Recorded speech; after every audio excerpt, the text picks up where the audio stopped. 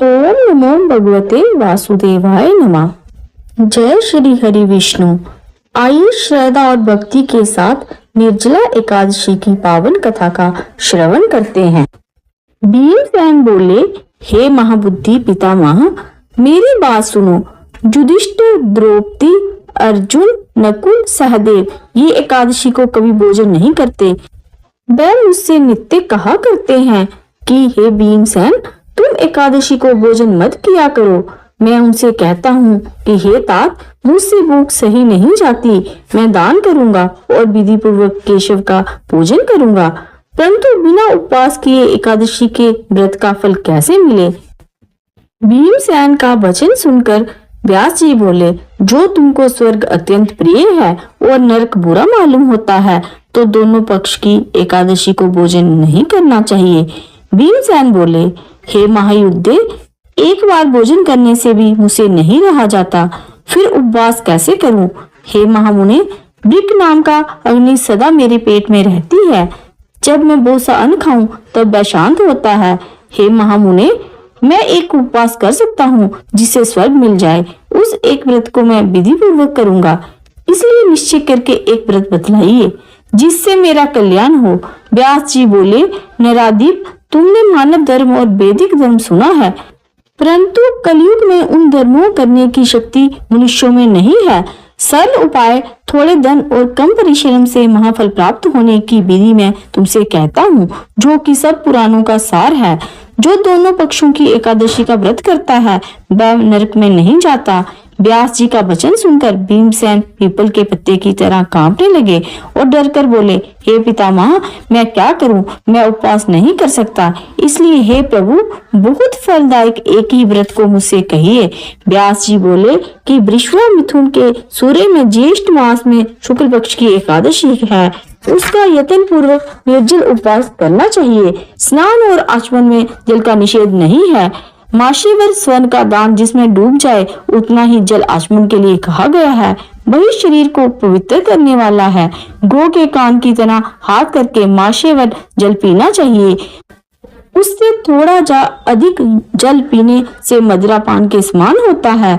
और कुछ ना खाएं, नहीं तो व्रत भंग हो जाता है। एकादशी सूर्योदय से दूसरे दिन के सूर्योदय तक जल पान ना करें। ऐसा करने से 12 महीने की एकादशी का फल उसको बिना जतन से मिल जाता है। फिर द्वादशी को सवेरे निर्मल जल में स्नान करके ब्राह्मणों को जल और स्वर्ण का दान करें।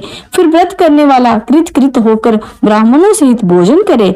हे भीमसेन, इस प्रकार व्रत करने से जो पुण्य होता है उसको सुनो। साल भर में जितनी एकादशी होती है उनका फल इस एकादशी के व्रत करने से मिल जाता है, इसमें संदेह नहीं है। शंख चक्र गदाधारी कृष्ण भगवान ने मुझसे कहा है कि सब धर्मों को छोड़कर मेरी शरण में आओ। एकादशी को निराहार रहने से मनुष्य सब पापों से छूट जाता है। कलयुग में द्रव्य दान से शुद्धि नहीं है, स्मार्त संस्कार से भी सद्गति नहीं होती। इस दुष्ट कलयुग में वैदिक धर्म भी कहाँ है? हे वायुपुत्र, बार बार विशेष क्या कहूँ?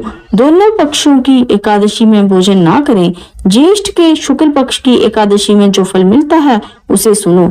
सब तीर्थों से जो पुण्य होता है और सब दान करने से जो फल होता है, हे वृकोदर, वह फल इस एकादशी का व्रत करने से मिल जाता है। उसी दिन से भीमसेन ने इस निर्जला एकादशी का व्रत किया, तभी से इसका नाम भीमसेन विख्यात हो गया। हे भूपाल, इसी प्रकार से पापों को दूर करने के लिए तुम भी यत्न पूर्वक इसका व्रत और भगवान की पूजा करो। हे अनंत, हे देवेश, मैं आज आपका निर्जल व्रत करूंगा और दूसरे दिन भोजन करूंगा। इस मंत्र को पढ़कर सब पापों को दूर करने के लिए इंद्रियों को वश में करके श्रद्धा पूर्वक व्रत को करें। स्त्री अथवा पुरुष का सुमेरु व मंदराचल पर्वत के समान भी पाप हो तो एकादशी के प्रभाव से भस्म हो जाता है। जो कोई उपवास करके रात्रि में जागरण करते हैं और निर्जला के दिन अन्न, गो, वस्त्र, शैया, आसन, कमंडल, छत्र, पात्राण इनका सुपात्र को दान देते हैं, वह सोने के विमानों में बैठकर स्वर्ग को जाते हैं। मनुष्य को सूर्य भक्ति से इस कथा को सुनते तथा कहते हैं, वह दोनों निसंदेह स्वर्ग को जाते हैं। मनुष्य को सूर्य ग्रहण में श्राद्ध करने से जो फल मिलता है, वह इसके सुनने वालों को मिलता है। दातुन करके इसका नियम करें। मैं केशव भगवान को प्रसन्न करने के लिए आचमन के सिवा एकादशी के व्रत में दूसरा जल ग्रहण नहीं करूंगा। द्वादशी के दिन गंध, पुष्प, जल और दीपक से देवताओं के ईश्वर वामन जी का पूजन करना चाहिए। विधि पूर्वक पूजन करके इस मंत्र का उच्चारण करें। हे देवताओं के ईश्वर, हे इंद्रियों के ईश्वर, हे संसार समुद्र से पार करने वाले, जल से भरे हुए कलश और पंखी के दान करने से मुझको परम गति दीजिए। ऐसा कहकर ब्राह्मण के लिए शक्ति के अनुसार कलश देने चाहिए। इस प्रकार जो पवित्र और पापों को दूर करने वाली इस एकादशी का व्रत करता है वह सब पापों से छूटकर परम पद को प्राप्त होता है। फलाहार, इस दिन कैरी का सागार लेना चाहिए। बोलो नारायण भगवान की जय, मेरे कृष्ण मुरारी की जय, बांके बिहारी की जय।